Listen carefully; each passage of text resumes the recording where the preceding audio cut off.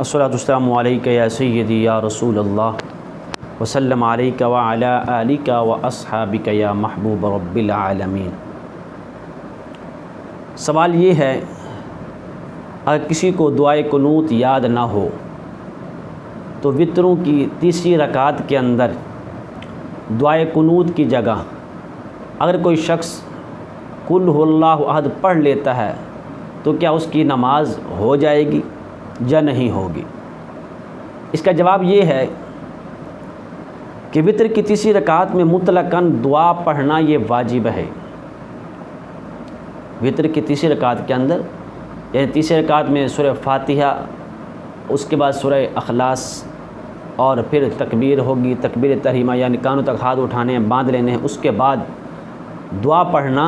یہ مطلقاً واجب ہے۔ بطور خاص دعائے قنوت پڑھنا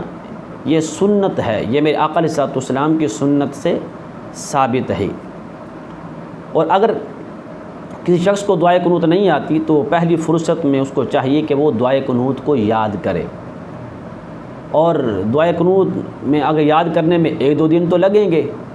تو اب کیا ہے، اب کیا پڑھے دعائے قنوت کی جگہ؟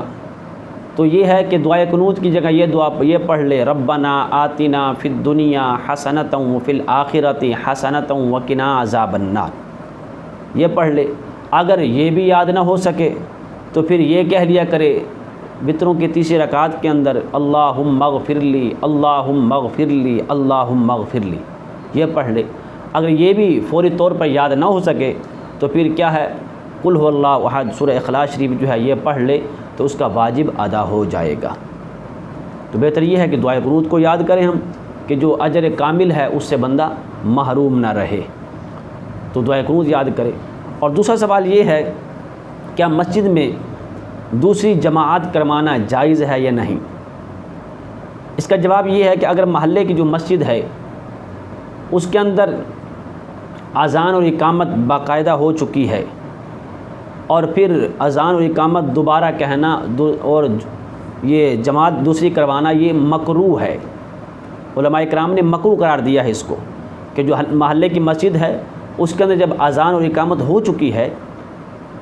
تو جماعت بھی ہو گئی ہے، تو پھر تم دوسری جماعت جب کروا رہے ہو تو اس کے لیے جائز نہیں ہے کہ وہ دوسری جماعت کروائیں، یہ مکروہ لکھا ہے علماء کرام نے، کیونکہ اس کے اندر مساجد کے اندر فتنہ اور افتراق کا بھی مرکز بننے کا خدشہ ہوتا ہے کہ کہیں لوگ جو ہیں وہ فتنے کے اندر نہ آ جائیں اور کوئی افطرا نہ آ جائے، تو بہتر ہے کہ وہ دوسری جماعت نہ کروائے، اس کو مکروہ لکھا ہے۔ اور جو شارع عام ہے یعنی جو ایئرپورٹ کی مسجد ہے یا پھر ریلوے اسٹیشن کی مسجد ہے یا بسوں کے اڈے پر جو مسجدیں ہوتی ہیں، اس کے اندر یہ ہے کہ اذان اور اقامت ہو بھی گئی ہو کہ بعد میں جو لوگ آئے ہیں وہ دوسری جماعت کروا سکتے ہیں، کیونکہ وہاں پر لوگ مسافر ہوتے ہیں، تو کوئی 10-10 15-15 یا 2-2 یا 4-4 جیسے لوگ اکٹھے ہوتے ہیں، تو وہ کہتے ہیں چلو ہم جماعت کروا لیتے ہیں، تو ان کے لیے جائز ہے کہ شارع عام کی جو مسجد ہے اس پر دوسری جماعت کرانا بلا شبہ جائز ہے، کراہت اس کے اندر نہیں ہے۔ اور ایک دوسرا بھی ہے کہ کسی محلے میں اگر امام اور مؤذن مقرر نہیں ہے وہاں پر، تو وہاں پر بھی آپ جماعت دوسری جماعت تیسری جماعت کروا سکتے ہیں، تو یہ بھی بالکل جائز ہے۔ اور ایک اس کا یہ بھی ہے کہ مسجد کے اندر دوسری جماعت کروانے کا ایک سبب یہ بھی ہے کہ لوگ کاہلی اور سستی کا مظاہرہ کرتے ہیں، یعنی وہ کیا ہے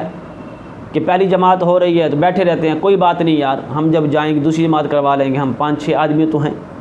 ہم 5-6 تو ہیں، کوئی بات نہیں دوسری جماعت کروا لیں گے، غفلت اور سستی کا مظاہرہ کرتے ہیں۔ تو اس وجہ سے بھی یہ مکروہ ہے کہ وہ سستی نہ کریں، غفلت میں نہ پڑ جائیں، تو لہٰذا جو جماعت اولیٰ ہے اس کے اندر شامل ہونا ان کے لیے لازمی ہے۔ اور علامہ شامی نے ایک بات لکھی ہے، وہ یہ ہے کہ اگر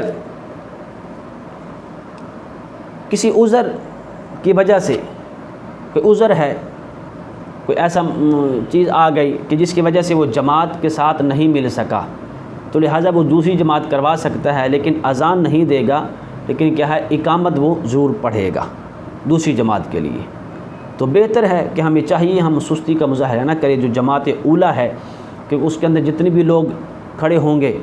تو زیادہ ثواب ہوگا، تو اس کے اندر ہمیں نماز پڑھنی چاہیے. کوشش کرنی چاہیے کہ پہلی جو جماعت ہے اس کے ساتھ ہم شامل ہوں. اللہ تبارک و تعالی ہم سب کو علم دین حاصل کرنے کی، اس پر عمل کرنے کی توفیق عطا فرمائے.